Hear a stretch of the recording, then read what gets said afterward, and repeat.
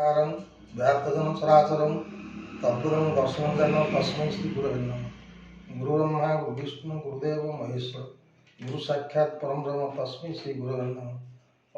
अज्ञानतिमिरान्धस्य ज्ञानजनशलाकया चक्षुरुन्मीलितं तस्मै श्री गुरवे नमः। जय जगन्नाथ। सुधी सत्संग प्रेमी सजनवृंद को मु श्री हरकृष्ण खटुआ मथानत प्रणाम करने सह ओडिया आध्यात्मिक चैनल रे आपण मानक स्वागत जनाऊँच।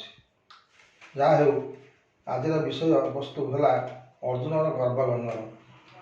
महाभारत युद्ध समापन धर्मराज युधिष्ठिर सिंहासन आरोहण कर शांत वातावरण फेरी आसी। यही अवसर में लीलामय भगवान कृष्ण अर्जुन को धरी बुलवा जाइछन्ति। बाटरे दुई सखा कथोपकथन माध्यम श्रीकृष्ण अर्जुन को कहले, सखा निजर सामर्थ्य बड़ ना काल बड़? अर्जुन कहले निजर सामर्थ्य बड़, कारण मु निजर सामर्थ्य द्वारा मु बहु बड़ बड़ योद्धा को निहत करिछि।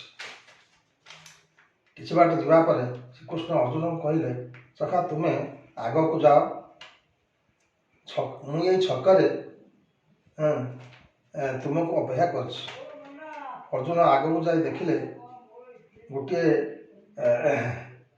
दिव्य सुंदरी ललना एक विराटकाय असुर गोड़ मोड़ुछि एवं कांदुछि। अर्जुन यह देखि से असुर को एक सर निक्षेप कले, जहाद्वारा से असुर अर्जुन को प्रति आक्रमण कला। अर्जुन ताकू प्रतिरोध करिपारिले नहीं एवं पशघुंचा देले। यही समय हस्तपथ नथिबा एक मादल से असुर प्रतिरोध करिपारला एवं से असुर पलायन कला, जहाद्वारा अर्जुन से मादल को आश्चर्य होई पचारिले, तुमे किए? से मादल कहला, मु सही महाभारत युद्ध रे अर्जुनर शर मोर हस्तपद सबू कटि जाइछि। अर्जुन आश्चर्य होई जाइथिले एवं सेठारु श्रीकृष्ण के पाखक फेरी आसथिले। श्रीकृष्ण पचारे सखा कौन है? अर्जुन लज्जित होई निजर भूल बुझीपारी तल को मुह पति छिड़ा हो रहे।